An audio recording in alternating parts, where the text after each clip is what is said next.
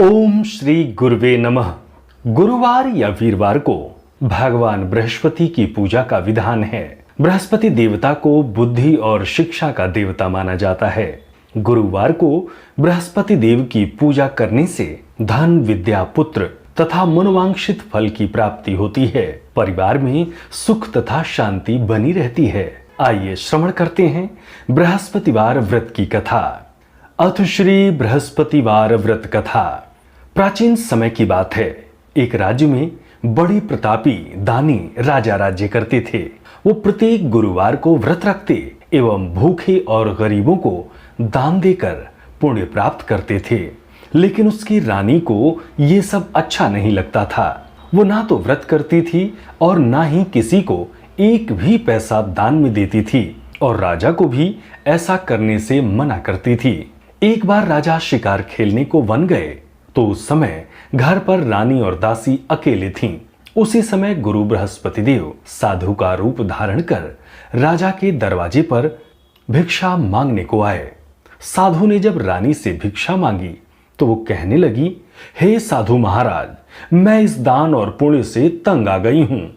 आप कोई ऐसा उपाय बताएं जिससे कि सारा धन नष्ट हो जाए और मैं आराम से रह सकूं। बृहस्पति देव ने कहा, हे देवी, तुम बड़ी विचित्र हो। संतान और धन से कोई दुखी होता है क्या? यदि अधिक धन है तो इसे शुभ कार्यों में लगाओ, कुंवारी कन्याओं का विवाह करवाओ, विद्यालय और बाग बगीचे का निर्माण करवाओ, जिससे तुम्हारे दोनों लोग सुधरें। परंतु साधु की इन बातों से रानी को खुशी नहीं हुई। उसने कहा, मुझे ऐसे धन की आवश्यकता नहीं है जिसे मैं दान दूं और जिसे संभालने में मेरा सारा समय नष्ट हो जाए। तब साधु ने कहा, यदि तुम्हारी ऐसी ही इच्छा है तो मैं तुम्हें बताता हूं, तुम वैसा ही करना। बृहस्पतिवार के दिन तुम घर को गोबर से लीपना, अपने केशों को पीली मिट्टी से धोना, केशों को धोते समय स्नान करना, राजा से हजामत बनाने को कहना, भोजन में मांस मदिरा खाना, कपड़ा धोबी के यहाँ धुलने डालना। इस प्रकार 7 बृहस्पतिवार करने से तुम्हारा समस्त धन नष्ट हो जाएगा। इतना कहकर साधु रूपी बृहस्पति देव अंतर ध्यान हो गए। साधु के कहे अनुसार करते हुए रानी को केवल 3 बृहस्पतिवार ही बीते थे कि उसकी समस्त धन संपत्ति नष्ट हो गई। भोजन के लिए राजा का परिवार तरसने लगा। तब एक दिन राजा रानी से बोला, हे रानी, तुम यहीं रहो, मैं दूसरे देश को जाता हूं, क्योंकि यहाँ पर सभी लोग मुझे जानते हैं, इसलिए मैं कोई छोटा कार्य नहीं कर सकता। ऐसा कहकर राजा परदेश चला गया। वहां वो जंगल से लकड़ी काट कर लाता और शहर में बेचता। इस तरह वो अपना जीवन व्यतीत करने लगा। इधर राजा के परदेश जाते ही रानी और दासी दुखी रहने लगी।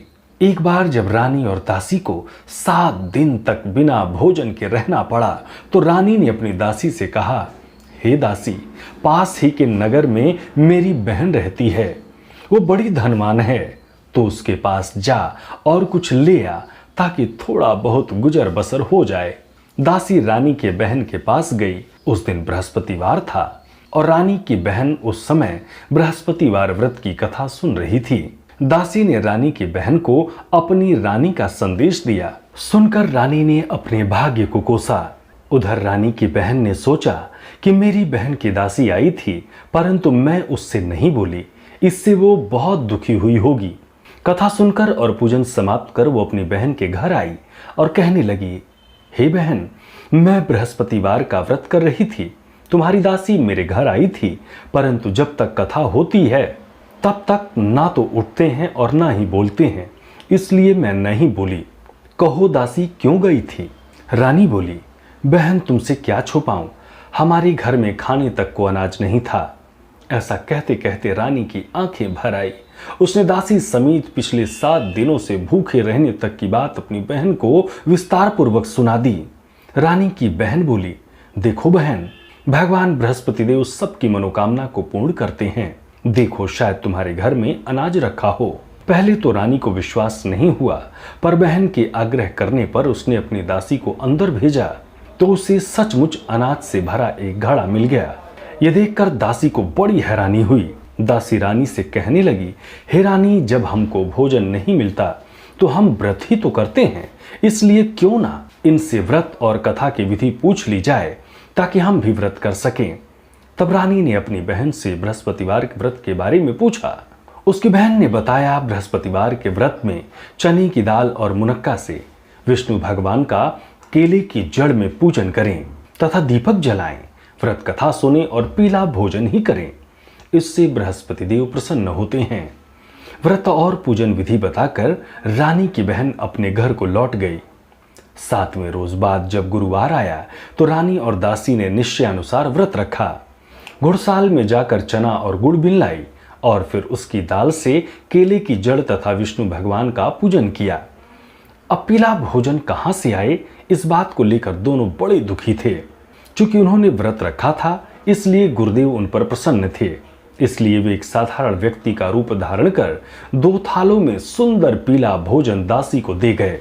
भोजन पाकर दासी प्रसन्न हुई और फिर रानी के साथ मिलकर भोजन ग्रहण किया। उसके बाद वे सभी गुरुवार को व्रत और पूजन करने लगीं। बृहस्पति भगवान की कृपा से उनके पास फिर से धन संपत्ति हो गई, परंतु रानी फिर से पहले की तरह आलस्य करने लगी। तब दासी बोली, देखो रानी, तुम पहले भी इसी प्रकार से आलस्य करती थी, तुम्हें धन रखने में कष्ट होता था, इस कारण सभी धन नष्ट हो गया, और अब जब भगवान गुरुदेव की कृपा से धन मिला है तो तुम्हें फिर से आलस्य होता है।